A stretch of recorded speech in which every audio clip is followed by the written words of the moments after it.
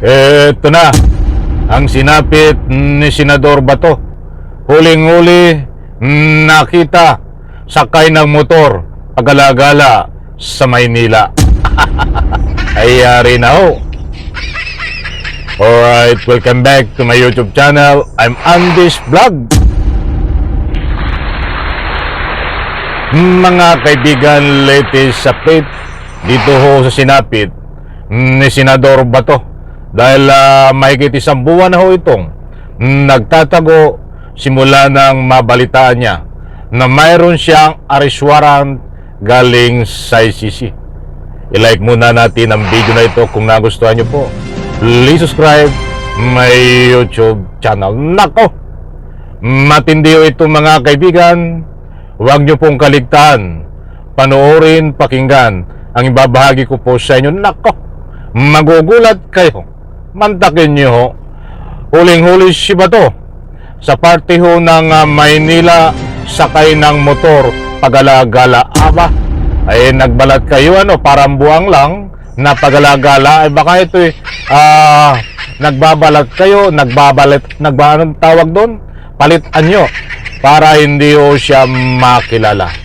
Ba't sa pagkakataong ito, kahit anong gawin niya ho, ay nakilala siya sakay ng motor. Ay yari ka ngayon, hindi ka makaligtas, Senador Bato. Any reaction, mga mahal kong taga-subaybay, ay pwede po kayong magbigay ng mga public opinion diyan po sa comment section na may kaugnayan o dito sa video na inyong napanood at naririnig mga kaibigan. Ito na, kapit mga kaibigan, panoorin natin si Bato habang nakasakay ho ng motor diyan po sa Maynila at bigla ho siyang nakilala. Nung last nakaraan linggo, ito ay nandiyan no sa part ng Pampanga, nagtatago ho sa loob ng Imbornal. Ba't kalalabas lang ho na balita ngayon? Ngayong araw na ito, ilang oras pa lang ang nakakaraan, ay huling-huli siya na nakita diyan po sa part ng Maynila. Nakilala ho siya at sakay po ng isang motor. Shoutout po sa lahat mga kaibigan. Heto na at ibabahagi ko po sa inyo. Nako, ay matindi ho ito. Buhat ho ito sa Abante News. Marami na rin hong nag-topic ho nito. Marami na rin nagbalita. Ba't ito ang kinuha natin sa Abante News Online? Nandiyan ho naka-flash sa screen. Nandiyan po si Bato. Sakay ho ng motor. Babasahin po natin ang nilalaman. Bato de la Rosa palihim na gumagala sa Metro Manila gamit ang motor. Hindi po tayo nagpapakalat ng mga fake news dito. Nandiyan maliwanag sa screen naka-flash. Muli kong ulitin, Bato de la Rosa palihim na gumagala sa Metro Manila gamit ang motor. Kasi nung nakaraan ho, siya ay nakita sa Pampanga na palipat-lipat naman ang sasakyan na kotse. Siguro ay nagbalat kayo dahil nalaman siya ay palipat-lipat ng kotse, ba't ibang kotse? Ang ginagamit ay motor naman. Ngayon ang ginamit, subalit siya ho ay huling-huli na nakita. Kinakilala po siya. Babasahin po natin ang kabuuan. Hindi man nakikita ng publiko matapos mapaulat ang umano'y inalabas na arrest warrant ng International Criminal Court ICC. Nagpapagala-gala umano Senador Bato de la Rosa sa Metro Manila ayon sa ulat ng politiko. Nako, ay matindi ho mga kaibigan. Sandali lang, kukuha tayo dito ng ito pa. Bato prepares a motorcycle because ito na. Nasaan na ba yun? Ayon sa source ng politiko, madalas siyang gumala sakay ng Honda CRF 450 na sinasabayan ng dalawang katulad na motor na pinaniniwala ang close-in security ng senador. Nandiyan po, maliwanag yung plate number na sinasakyan, Honda CRF 450 na sinasabayan ng dalawang katulad na motor na pinaniniwalang close and security detail ng senador. Nako, talon-talo ang taong bayan dito, ano? Binabayaran nyo ito ho, pinapasweldo nyo sa pamamagitan ng tax, sa pamamagitan ho ng pagtatago. Yung close and security ho nito na dalawa ay pinapasweldo rin ho ng taong bayan sa pamamagitan ng tax. Nako, talon-talo, aping-api ang taong bayan, di ba?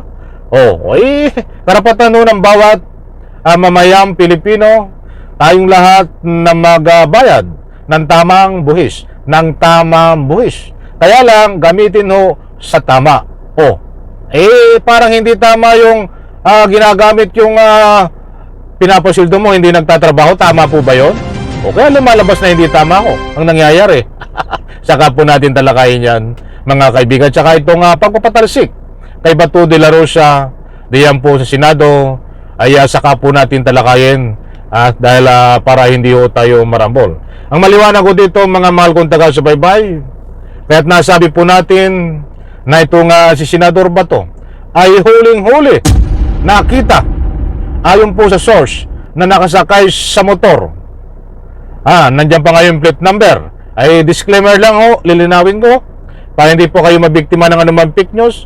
Kaya po nasabi natin siyang huling-huli ay marami pong ibig sabihin nun. Ang ibig ko pong sabihin nun ay nakita, huling-huli. Hindi po nahuli ng mga pulis nililinaw ko ho. Kasi baka mamaya na naman sabihin nyo fake news. Kaya tinuuna ko kayo at ini-explain ko po sa inyo. Ibig sabihin po na nakita siya ng mga source, mga kaibigan. Hanggang ngayon, mga mahal kong taga-subaybay, itong si Bato ay nagtatago at lilinawin ko din. Wala pong kumpirmasyon ang ating pamahalaan, ang Malacanang sa warrant of arrest. Ang nagkumpirma lang ho ay ang ombudsman, ba't hindi pa sinisilbi. Ang ICC ay tahimik at hindi rin po maamin na si Bato ay inisyuhan nila ng arrest warrant. Ba't kung magbabate rin po tayo sa pag-aresto kay Digong, ay hindi rin po umamin noon ang ICC na si Digong ay may arrest warrant. Umamin lang ho sila ay nung nahuli na ito nga si Digong Duterte na talagang may arrest warrant, mga kaibigan. Kaya ginagalang ko ho, nilerespeto ko, maging ang ating Malacanang kung ayaw nilang umamin. But may natunog ako at naamoy ko ho. Malakas ang pangamoy ko kaya nilerespeto ko ang kanilang hindi pag-amin. Ito na lang para mas maganda, para makuha nyo. Kung hindi ba naman in-announce ni Boying Remulla, ang ombudsman ngayon, na si Bato ay mayroong arrest warrant, di sana si Bato ay matagal lang nadala diyan ho sa Dahig, Netherlands upang ikulong. Yun lang. Ano pong ibig sabihin ko nun kung hindi in-announce? Nagbigay daan kay Bato itong pagtakas ng pag-announce ni Remulla. Kayo na pong bahala, mga kaibigan. Ito pa, angklo. Hindi nag-a-announce ang ICC na may arrest warrant. Ina-announce po nila ay kapag nahuli na. Katulad ng nangyari dito ho kay Digong Duterte. But iba ho sa Pilipinas, kinakasuhan pa lang ay bibigay na ng arrest warrant, mag-a-announce na, kaya't nakakatakas ho, mga kaibigan. Bantayan po natin ito, mga mahal kong taga-subaybay. Hindi, nandiyan po si Bato nagtatago, mga kaibigan.